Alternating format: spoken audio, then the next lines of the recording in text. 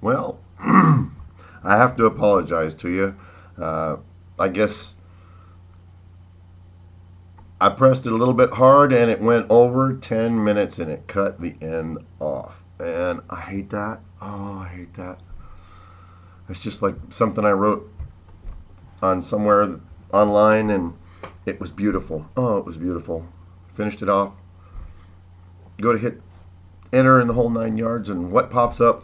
Oh, your name and doesn't match your email address with what we have. Oh, try again. Gone. Oh, man. I mean, I let it all hang out. And that's how I do it. I just let it all hang out. And being truthful, being honest, giving you my all, not holding back. That's how I do it. Well, it never, ever, ever is as well trying to redo it over again. Never. Never is. I mean, I think that last one had a pretty good ending that you didn't see.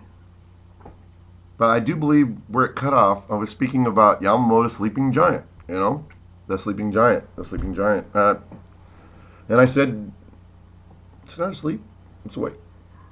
Looked around, didn't like what it saw. It's hiding.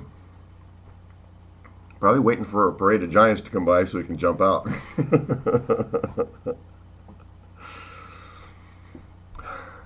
I don't even remember how I ended the last one.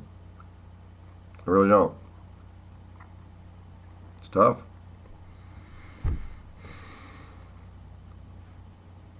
It's frustrating. And I have a mechanism that I've been using since I've been here. And I'm pretty freewheeling. I mean, I used to really care a lot of what other people thought about me. And then I quit drinking. That was 26 years ago. Or is it 27 now? I don't know. It's been so long, I forget.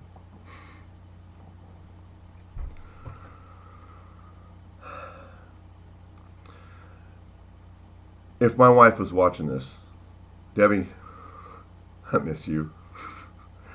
I miss you. I miss home. I miss JoJo the grandbaby. I miss everybody. It's moist and wet here. I'm from Arizona. And you can tell in my voice, it's moist and wet here and it's starting to affect me. That plus, someone had I don't know what you call it. I still don't know what you call it, but my roommate, they gave me a roommate from Oregon. Okay? He's from way up there. I'm from way down there.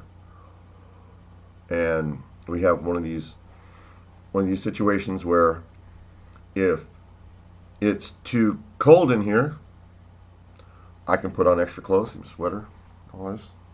I can put on more clothes, be warm, and we're both comfortable. If we make it warmer in here, I'm comfortable, but he can take off everything, get naked, and he still doesn't like it. So we ain't having that. I'd rather put on my jacket.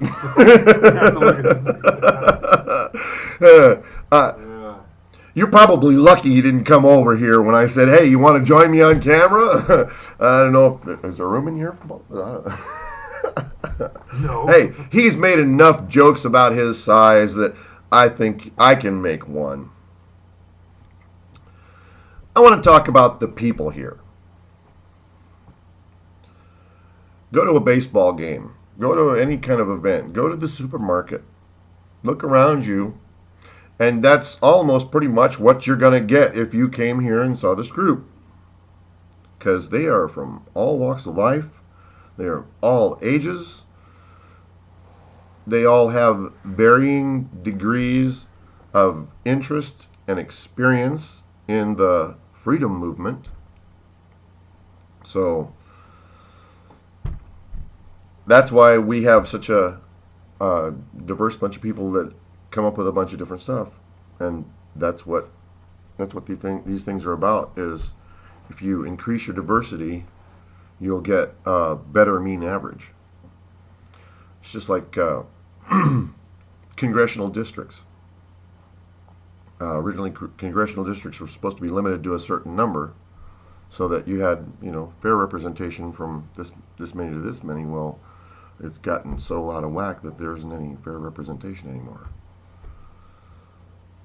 I don't think there'd be fair representation. We had a whole lot more, but if we did have, let's say, one representative for every 10,000 people, 20,000 people, we'd have a whole lot more representatives. And when the whole lot more representatives got together and they hashed things out, you would have, I think, a better mean average towards the truth, and better chance of staying away from either of the ends. I mean, you're not going to get extreme liberty, but you're not going to get tyranny. You're going to be somewhere in the middle, because when you put that many people in a room and you give them a little bit of power, they're going to assert that power to the fullest ability.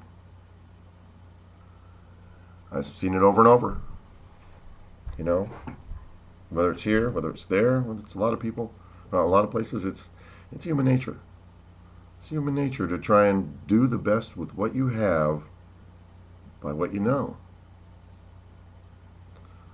I don't claim to know everything, but I do believe I have some solid bases of some solid truths, and those are what I'm sticking on.